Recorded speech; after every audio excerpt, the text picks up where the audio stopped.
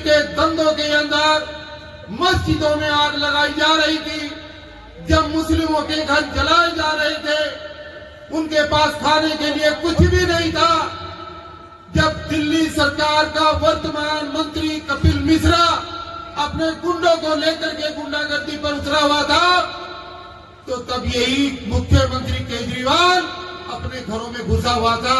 इसका कोई मंत्री संतरी एमएलए वहां पर मुसलमानों की आंखों की आंसू पूछने नहीं गया था।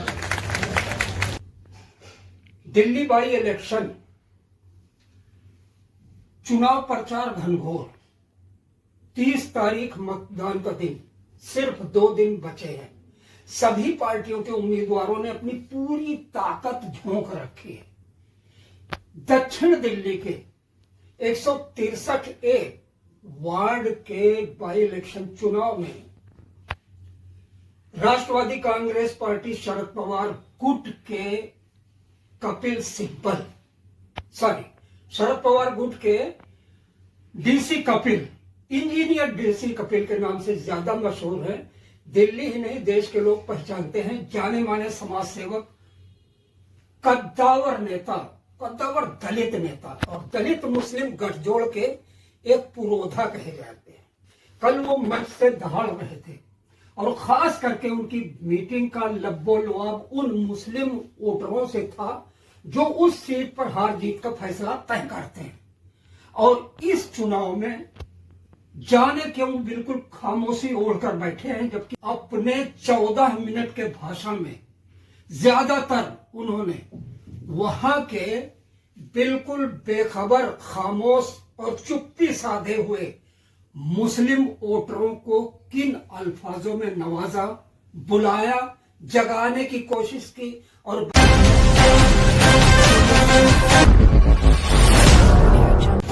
इतना डर, इतना भय, इतना खौफ कि कान लगा करके गलियों में सुन रहे हैं, ताका झांकी करके देख रहे हैं, लेकिन बराबर में खड़ा होने की हिम्मत नहीं जुटा पा रहे। ये बात मैं अपने उन मुस्लिम भाइयों के लिए कह रहा हूं जिनके गढ़ में आज ये प्रोग्राम आयोजित हो रहा है। कोई बात नहीं, आप उस खौफ की वजह से बाहर नहीं निकल पा रहे, कोई बात नहीं, लेकिन ये जो मेरे पत्रकार बंधु हैं, इनके माध्यम से बनाई गई वीडियो और मेरे द्वारा बोले गए एक शब्द आपके कानों तक जरूर पहुंचेंगे। और जब वो आपके कानों तक पहुंचे तो मैं उम्मीद करूंगा कि आप गहराई से सोचे 2 दिन तक और अपने मतदान का सही इस्तेमाल करें। हर टाइम रोते हैं भाजपा ने मार दिया,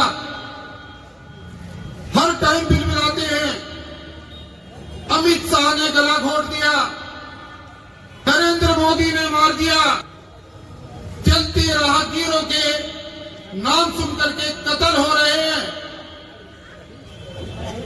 लेकिन मुर्दा को घर से बाहर निकलने को तैयार नहीं है। अगर यही हालात रहे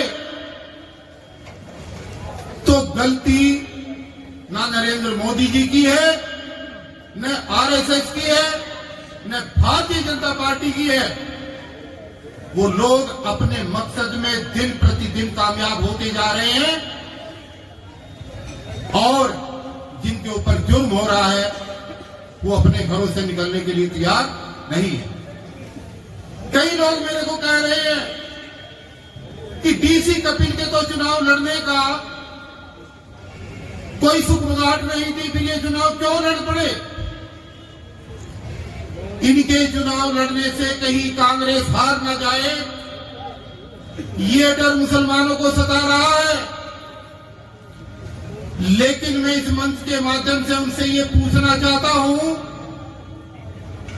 कि जब कांग्रेस ने रईसुद्दीन भाई को टिकट दे दिया था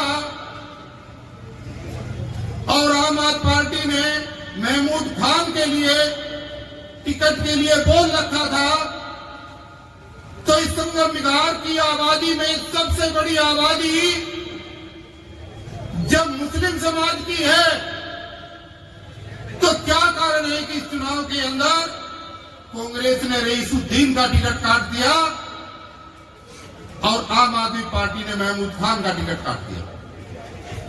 ये लोग मिले थे मुझे, उस बिहार में ये सब लोग मिले थे जब रईसुद्दीन ने कहा कि भाई साहब मैं चुनाव लड़ रहा हूं। मैंने कहा रईसु भाई, अगर कांग्रेस आपको टिकट दे रही है तो डीसी कपिल चुनाव नहीं लड़ेगा और सारे दलित मिलकर के सारे मुसलमानों को समझा करके तुम्हें जिता करके लाएंगे और भारतीय जनता पार्टी को हराने का काम करेंगे। डीसी कपिल चुनाव नहीं लड़ेगा।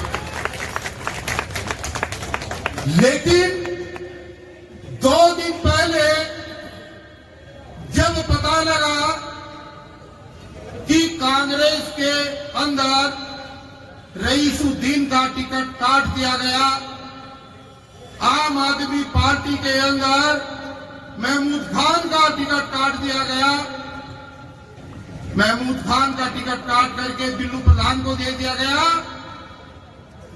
और रईसुद्दीन का टिकट काट करके सुरेश चौधरी को दे दिया गया।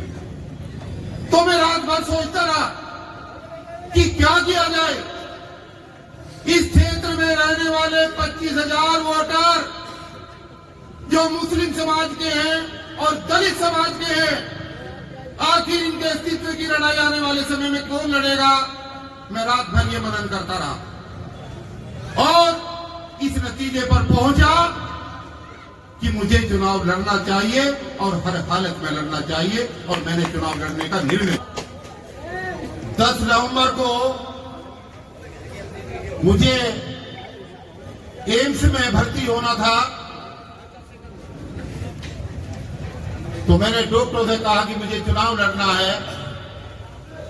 डॉक्टर ने कहा कि पागल हो रहे हो, आपको कैंसर जैसी बीमारी है, आपको हॉस्पिटल में एडमिट होना चाहिए।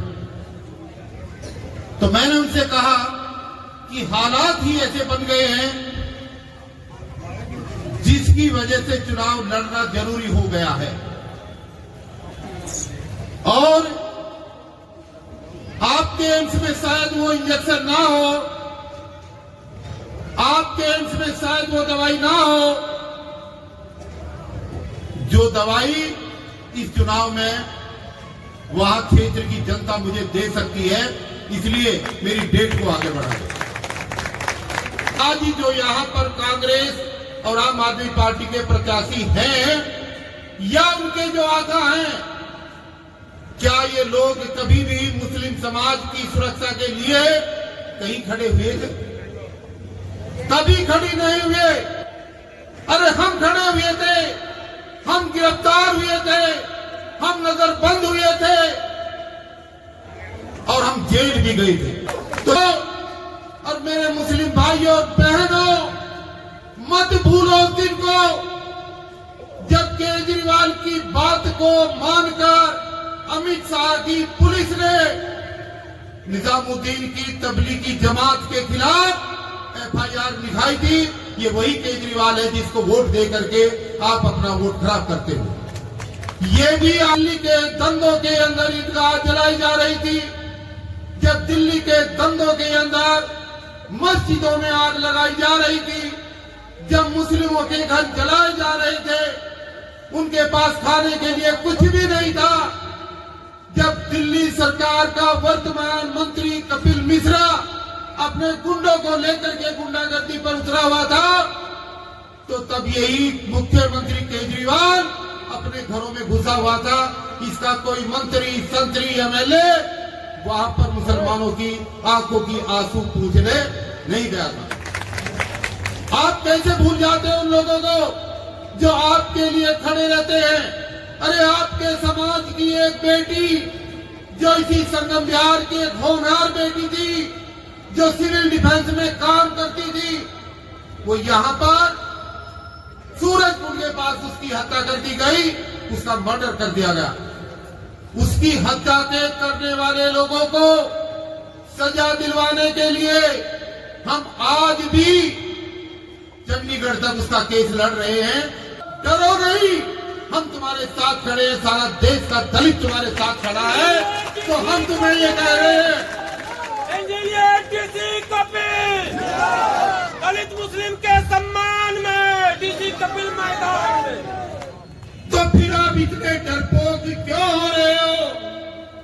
फिर आप इतने घबराए हुए क्यों हो कि आपको यहां पर मीटिंग में आने की बजाय घरों में घुस करके अपना मुंह छिपाना पड़ रहा है? मैं यहाँ के मुस्लिम भाइयों से ये पूछना चाहता हूँ। और अगर मुस्लिम भाइयों आप मुंह छिपा भी रहे हैं तो 30 तारीख को कोई आपका हाथ रोकेगा नहीं। अरे 30 तारीख को तो कम से कम सही जगह पर बटन दबा करके अपने उस प्रत्याशी को, अपने उस भाई को जो तुम्हारे लिए जेल गया, जो तुम्हारे लिए लड़ता है, जो तुम्हारे लिए बराबर खड़ा रहता है, कम से कम उसको एक बार जिताने का काम करो। ये मैं अपील करने के लिए आज इस गढ़ के अंदर आया हूँ। सवाल